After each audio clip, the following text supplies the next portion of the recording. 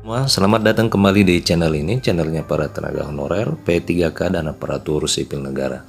Video kali ini kita akan membahas terkait dengan perkembangan pembahasan rancangan undang-undang aparatur sipil negara. Untuk itu kepada rekan-rekan silakan disimak dan ditonton secara lengkap video ini agar rekan-rekan bisa menerima informasi secara utuh dan menyeluruh.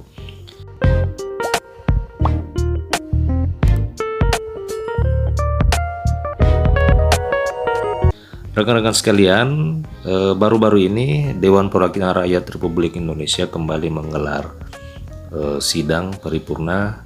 Salah satu agendanya yaitu pembahasan rancangan undang-undang perubahan undang-undang aparatur sipil negara.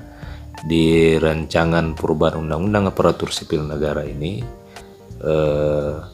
terdapat pasal yang sangat penting, yakni pengangkatan tenaga honorer menjadi pegawai negeri sipil tanpa melalui tes dan hanya melalui verifikasi dan validasi keabsahan dan kelengkapan berkas administrasi.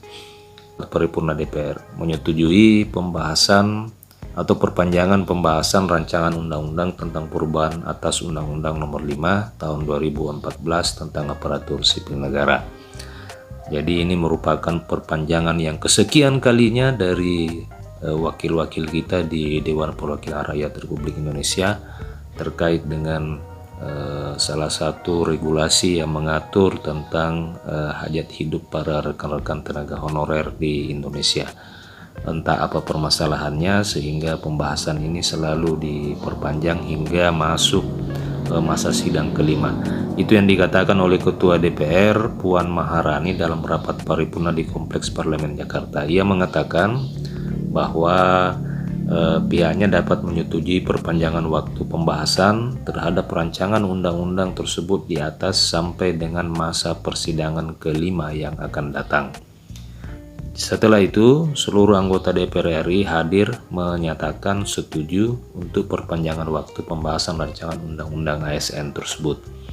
Jadi semua anggota DPR yang hadir pada sidang paripurna itu menyetujui diperpanjangnya waktu pembahasan dari rancangan undang-undang perubahan undang-undang aparatur sipil negara.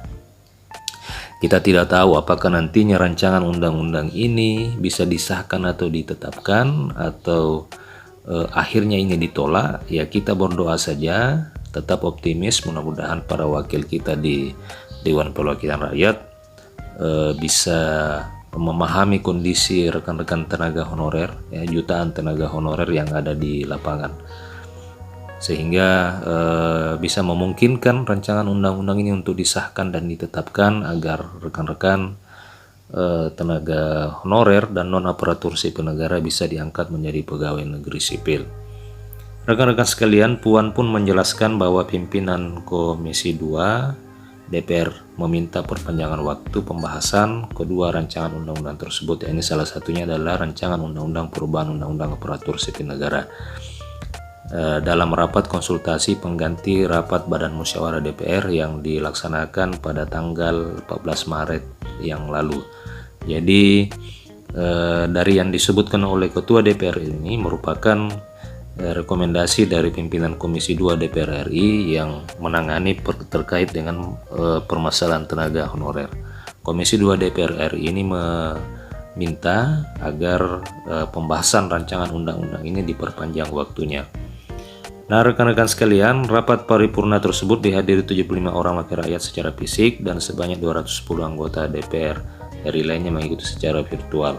Jadi rekan-rekan sekalian, dari apa yang disampaikan oleh Ketua DPR RI ini bahwa perpanjangan waktu pembahasan rancangan undang-undang perubahan undang-undang aparatur sipil negara ini akan dilanjutkan pada masa sidang yang kelima.